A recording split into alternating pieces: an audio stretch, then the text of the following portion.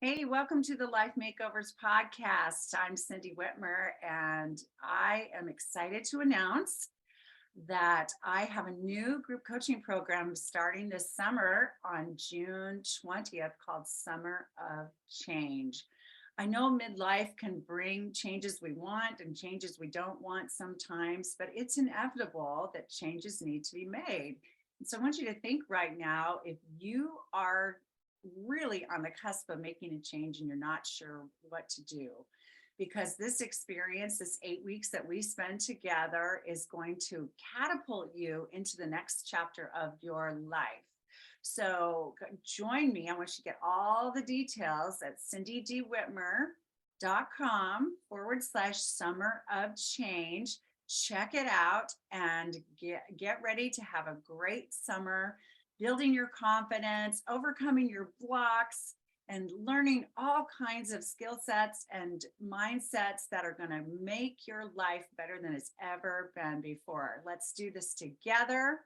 I'm so excited. Some of you have been asking for this. So check it out. And I look forward to getting to know you better.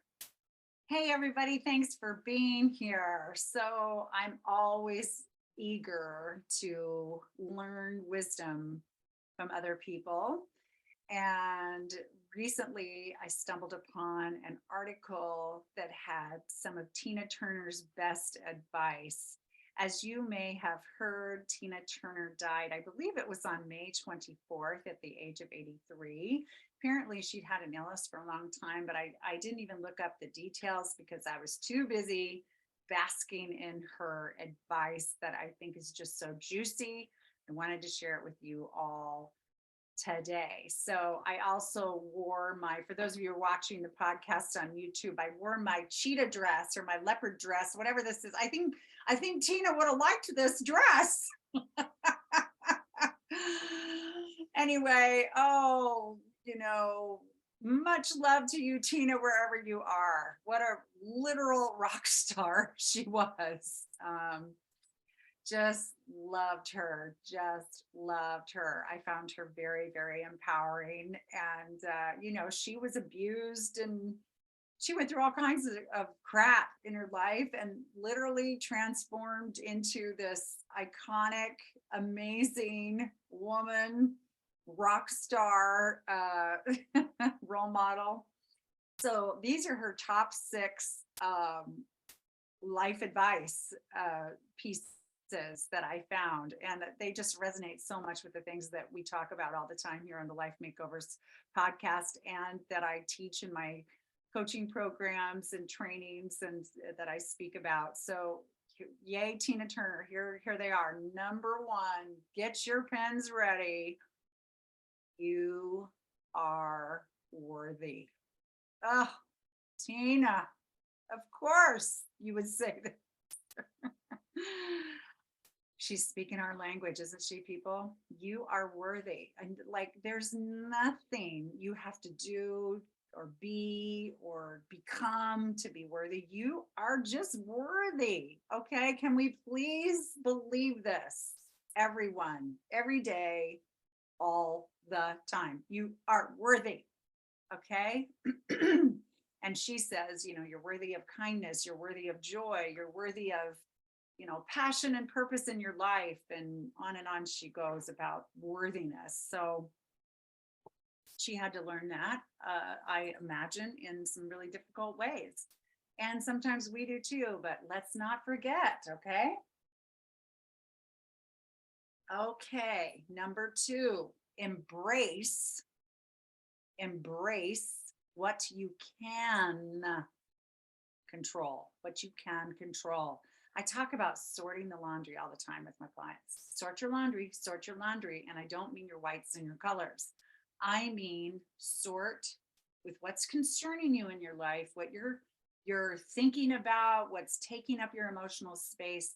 Just sort what you can control from what you cannot control. What you cannot control, we need to let go and accept what is, right?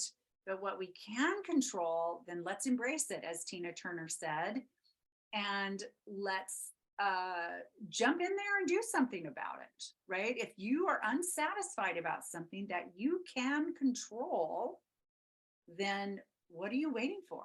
Like, get about the business of taking care of it so it feels more satisfying and aligned with your life and who you really are. Okay. Number three, discover joy in lifting others. Discover joy in lifting others. I love this. I mean, I know I don't have to tell all of you that a life of service is rewarding. And actually, what I end up having to say more often than not is,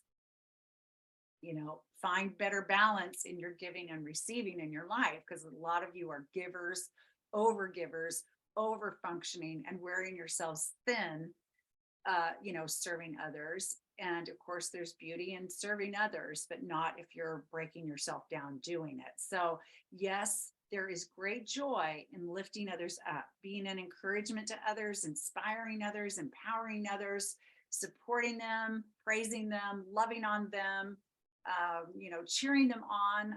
I totally agree. I love the joy of that. It's part of why I love being a coach, because we are your greatest cheerleaders. Like, I can be one of your greatest cheerleaders and accountability partners ever. Check out the coaching options at cindydwhitmer.com.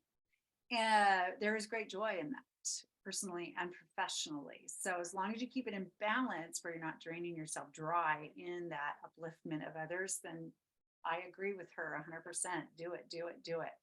Number four, she recommends that we declare our life's mission statement.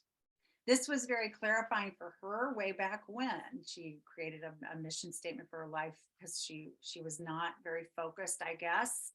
And that gave her like a focal point for her life. So when you declare a mission statement, this is something that you are declaring you want to represent, you want to focus your energy on, your activity on, line up with in your life.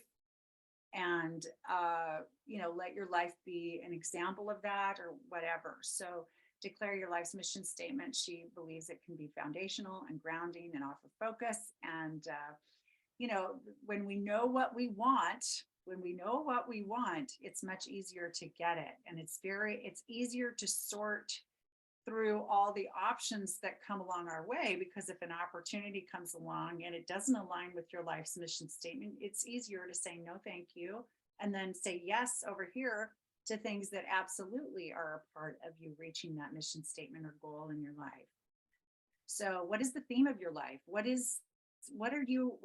purpose are you feeling? What are you passionate about? If you're sitting there going, I don't know what my life mission statement is, Cindy, I don't know what I even care about. Think about the things that you find yourself interested in, leaning into a lot, acting on a lot, things you feel a great satisfaction being a part of, what really gets you going, what gets you excited. And probably your life's mission or a sense of purpose could be wrapped around those things. Okay, number five. Tina Turner says, feed your soul with outdoor time. Oh, I could not agree more with this. It is nature. We have, all living things have a relationship with one another. There is an exchange of needs being met, from us humans to plants to animals to air to sky to rain to all of it, all the things out there.